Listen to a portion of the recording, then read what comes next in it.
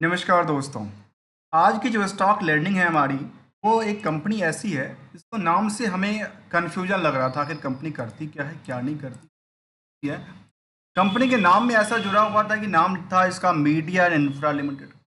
अब ये political call auctions के अंदर इनका ट्रेडिंग होता है मार्केट में। एक हमारे व्यूअर्स ने कहा कि सर एक बार देखो। चलो दोस्तों, मैं इसको थोड़ा सा समझने का प्रयास करूंगा। तो इस स्टॉक में सबसे पहली बात निकल के आती है कि मार्केट में जो मार्केट कैप है वो नियरली 100 करोड़ से छू, और नाम में कंपनी में लिखा था तो इन मीडिया इंफ्रा। आखिर मीडिया इंफ्रा के लगता है पहले कि अच्छा ये मीडिया सेक्टर की कंपनी है या इंफ्रा सेक्टर की कंपनी। लेकिन बाद में यहाँ पे बॉर्डर्स के बारे में पता चलता है जो कंपनी तो फाइनेंशियल सेक्टर की कंपनी है, और कहती है providing various types of loan. तो लोन प्रोवाइड करने वाली कंपनी। वेबसाइट्स पर जब हम विजिट करते हैं और तो हमें समझ में आती है कि कंपनी रियल एस्टेट्स की कामकाज करती है। और मुझे इसमें एक्चुअलिटी समझ में नहीं आई आखिर इनका जो बीएसई में रजिस्ट्रेशन था किस सेक्टर के अंदर था। यहाँ कहती है कि residential commercial and commercial project को लेकर। फिर इसका मतलब ये है कि इसका जो ये डेटा है, ये डेटा गलत है, क्योंकि यहाँ पे डेटा कहती है कि इंगेज है फाइनेंशियल सेक्टर। दोस्तों इसीलिए हम अक्सर ना क्रॉस चेक किया करते हैं कि आखिर कौन सी कंपनी क्या काम यहाँ कहती है कि रियल एस्टेट की कंपनी है, और रियल एस्टेट में इनके पास इंफ्रास्ट्रक्चर्स, रियल एस्टेट्स और मॉर्गेज लोन भी देती है। समझ में ये आई, कंपनी मॉर्गेज लोन भी करती है, मतलब मॉर्गेज वाली चीज़ें करती है। और इनकी जो कहते हैं जो इनकी जो मेन जो कंपनीज वगैरह हैं जहाँ पे जिनका कामकाज होती है, इनमें कहती है कि हमारे पास कंफर्ट इंटेक्ट लिमिटेड है, कंफर्ट सिक्योरिटी लिमिटेड है, कंफर्ट कॉमोडिटीज़ क्या है, कोमो ट्रेड करके कंपनी है इनकी, जो कि इनका काम का शायद ट्रेडिंग से रिलेटेड का काम का। तो कंपनी के प्रोफाइल के बारे में यदि हम देखें तो हमारे समझ में ये आती है जो कि कंपनी क्या करती है। कहती है जो एनबीएफसी है, लेकिन कहती है जो primary for the providing for the corporate loan, personal loan, loan against share securities, loan against the property, mortgage loan etcetera. मतलब हमें ये समझ में आया ओवरव्यू फाइनली, जो कंपनी इसी सेक्टर की कंपनियां हैं, लेकिन उसके ऊपर जो लिखा हुआ था बड़ी बड़ी राइटिंग में, शायद उसमें काफ़ी कन्फ्यूजन हमें खुद भी नज़र आई।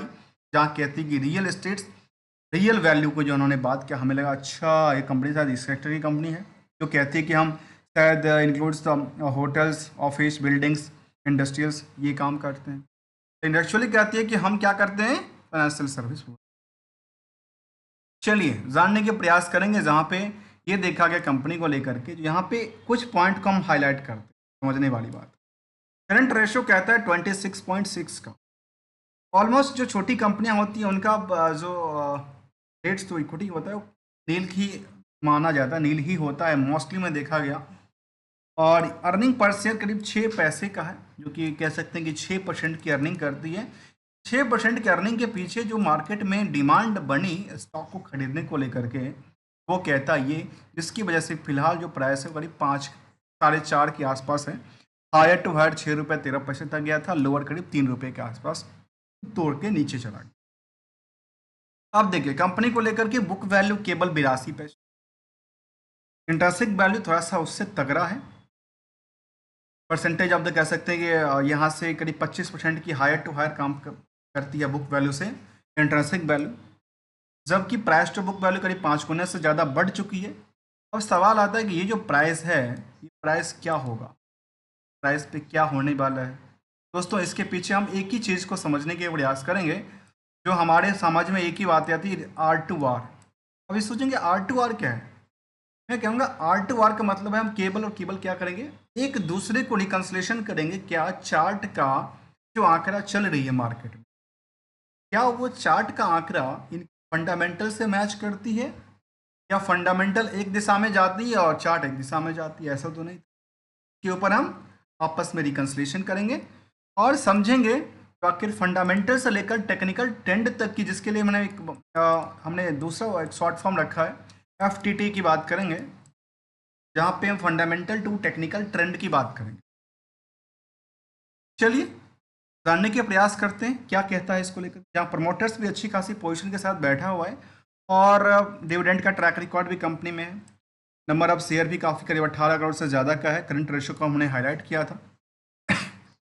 अब सवाल आता है क्या जो बाकी कंपनियां हैं, मतलब मार्केट में जो सेम सेक्टर की जो दूसरी दुकानें हैं वहाँ पे 23 लोगों की भीड़ है, उनकी दुकानों पे 81 लोगों की भीड़ है, मतलब यहाँ कुछ तो बड़ी होगी। आखिर उसके पीछे क्या है? कुछ ही लोगों का हाथ है भीड़ के पीछे या बहुत सारे लोग हैं?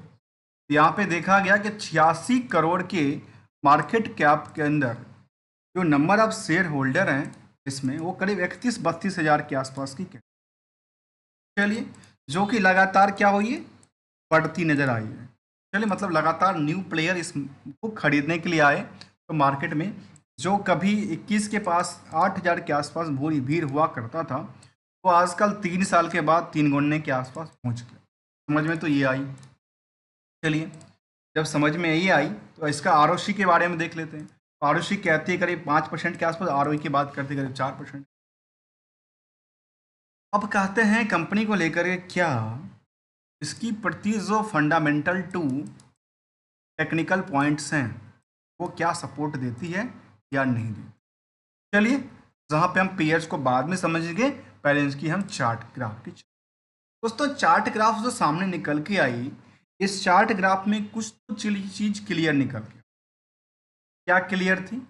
क्लियर ये देखने को ये मिलती है जो मार्केट एक प्राइस जोन के आसपास कई दिनों तक क्या कर रहा था, चल नहीं रहा था। सेम प्राइस जोन में मार्केट चल रही थी, मार्केट में कोई बड़ी हलचल देखने को नज़र नहीं आई थी एक्सेप्ट द कुछ पीरियड को छोड़ दिया जाए तो। यहाँ पे वॉल्यूम आई मार्केट में, यहाँ पे आकर के देखिए वॉल्यूम आई। मैं हमेशा वॉल्यूम इसलिए दिखाता हूँ क्योंकि ये इंटरेस्ट को दिखाता है। हो सकता है इंटरेस्ट पर्सन लगा रहा या हजारों लाखों की भीड़ में कोई लगा रहा, इंटरेस्ट दिखा रहा है यहाँ पे। इंटरेस्ट के बाद मार्केट ने दोबारा डिप किया, अर्थात समझ में आई कि कुछ बड़े प्लेयर यहाँ पे करते हैं जिसकी वजह से मार्केट की जो प्राइसेस थी वो लगातार बढ़ती गई और जब बढ़ी तो मार्केट ने हाई पे जाने के बाद, जिसको कहते हैं कि लगातार हायर टू हायर को क्या किया। फिलहाल की इसमें एक चीज़ और आती है जिसको कहते हैं फिलहाल ब्रेकआउट कहते हैं। उन्होंने पहली ब्रेकआउट को किया, दूसरी ब्रेकआउट की तरफ उन्होंने भागने का प्रयास किया, क्या हुआ, रिकॉर्ड तोड़ा। एक और रिकॉर्ड थी इसको लेकर के, उसको भी तोड़ा और रिकॉर्ड थी कि तो नहीं, कितने सारे रिकॉर्ड की बात करूं वो सबको कब क्या करती है, तोड़ती ना। तो मार्केट को एक विश्वास होता है कि अच्छा ये तो पुराने सारे के सारे हिस्टोरिकल डेटा को तोड़ रही है। तो मार्केट में हुआ क्या, जो लोगों ने यहाँ पे लिया वो यहाँ आके कट किए और कट करने के बाद आज की सिचुएशन ये है, जिन लोगों ने यहाँ पे लिया उनके लिए क्या सवाल बनता है पता है? उनके लिए सवाल का जवाब एक ही होता है कि गोल्डन रूल मार्केट का क्या कहता है। भले पेनी स्टॉक हो, बड़ी स्टॉक हो, कुछ भी स्टॉक हो मार्केट की, यदि आप गोल्डन रूल को नहीं समझे ना तो फिर समझना लर्न करना ही बेकार है। इसको लर्न करना ही बेकार है। चलिए हम उसको समझेंगे। पहले चलते हैं हम इसकी फंडामेंटल के कुछ पार्ट्स को समझते हैं इस कंपनी के लोग चला के।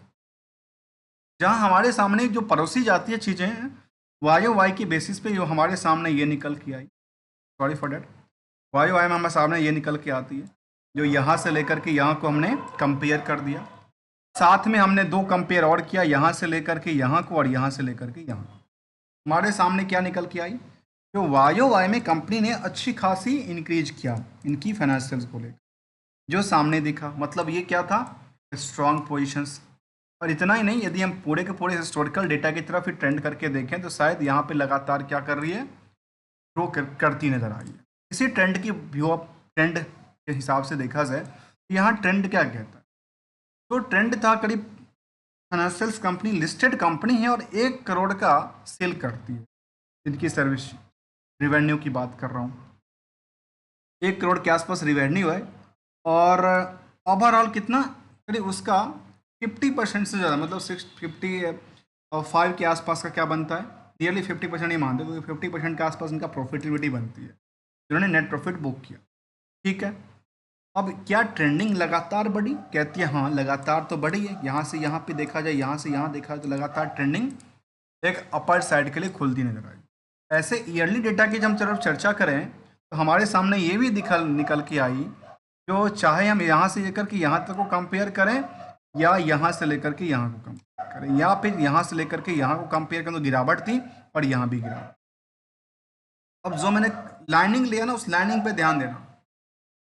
लाइनिंग में क्या निकल के आती है, और यहाँ से मैं 2-3 साल का डेटा भी कवर करता हूँ ना, क्योंकि हम एक डेटा पे नहीं देखते, हम 2-3 साल के डेटा को ट्रेंडिंग व्यू से समझने की प्रयास करते हैं।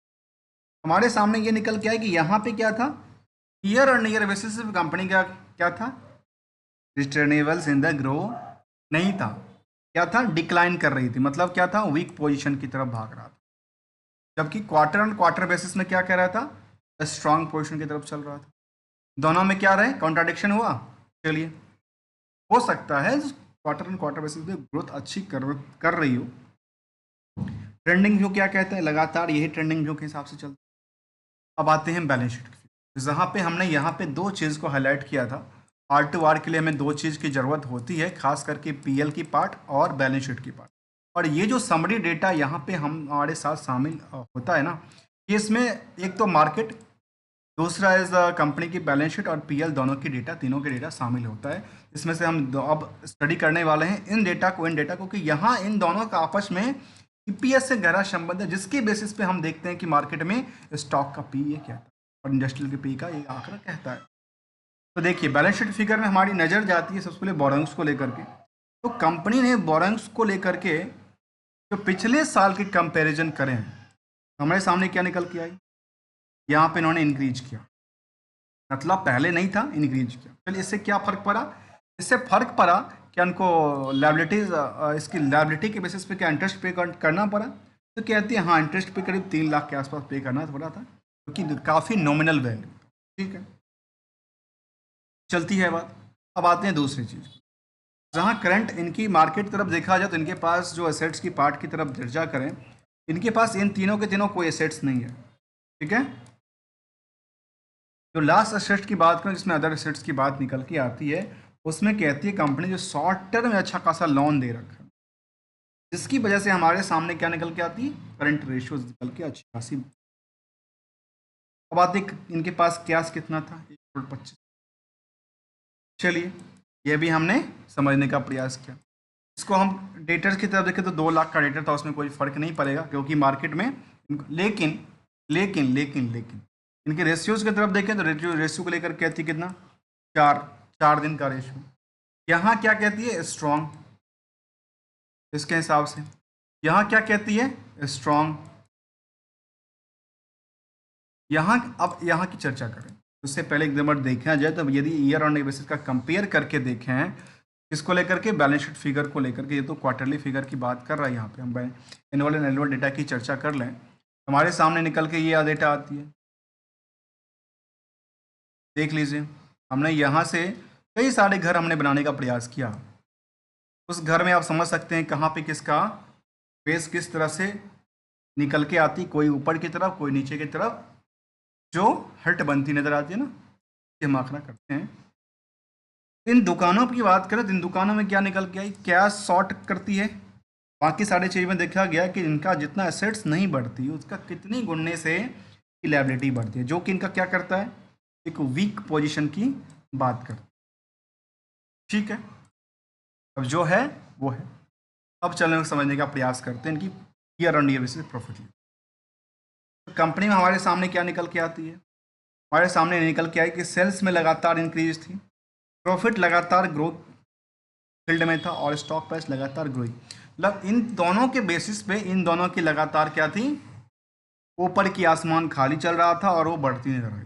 जबकि रिटर्न ऑन इक्विटी की तरफ क्या था, ये एवरेज से भी काफ़ी कम देखने को मिला है। कम रेंज एवरेज नियर कहते हैं कि 15-20% का आए रिटर्न ऑन इक्विटी, तो शायद बेटर माना जा सकता है, लेकिन 3-4% के आसपास क्या है। कोई बात नहीं, जो रहा वो रहा, उसके लिए हम क्या कर सकते हैं। निवेशक की पहले हम चर्चा कर ही लिए थे। निवेशक में प्रमोटर्स के अलावा पब्लिक केवल 2 ही लोग हैं। इसके अलावा देखा जाए तो कोई बड़ी वो नहीं है, क्या कहते हैं इसको, और ख़ास करके DIFI की बात नहीं है, कोई कोई ऐसा नहीं देखने को नज़र नहीं आई। और इसमें भी कुछ बड़ी जो चेहरा है उसमें 2-3% की आसपास होल्डिंग उन्होंने बना के रखा है पब्लिक के अंदर। अब सवाल आएगा डॉक्यूमेंट को लेकर, कुछ सेंटिमेंटल कहता है नहीं, ऐसा कोई सेंटिमेंटल नहीं था। देखिए एनालिसिस की पार्ट तरफ देखें तो कहते ऑलमोस्ट डेट्स फ्री कंपनी थी, इनका 5 टाइम्स के आसपास कामकाज करती। अब देखिए पीयर्स के जहाँ पे बजाज फाइनेंस जैसे कंपनी को शामिल किया, जियो फाइनेंस जैसे कंपनी को शामिल किया, वहाँ पे इनका भी भीड़ जो कंपनी में है ना, छोटी स्टॉक की वजह से काफ़ी ज़्यादा है। देखिए चाहे HDFC बैंक की बात करें या बाकी सारी कंपनी की बात करें, श्रीराम फाइनेंस से बात करें या फिर हम चोलामन फाइनेंस से बात करें या फिर बजाज फाइनेंस से ही बात क्यों ना करें, वहाँ पे अभी भी भीड़ क्या कहता है, कम कहता है, लेकिन कंपेरिजिंग विद द इसके अकॉर्डिंग काफ़ी ज़्यादा भीड़ है। हाँ, जबकि यहाँ पे भीड़ अभी ज़्यादा वो ज़्यादा और भी ज़्यादा देखने को मिल रही है, लेकिन किसकी वजह से, ये इसकी वजह से पिटा हुआ है। तो ये खुल जाए इसी तरह से डेट्स फ्री तो शायद यहाँ पे भीड़ इतनी तगड़ी हो सकती है, लेकिन ये अभी तक भीड़ नहीं। स्टॉक भी हमको भीड़ का आकलन करती है।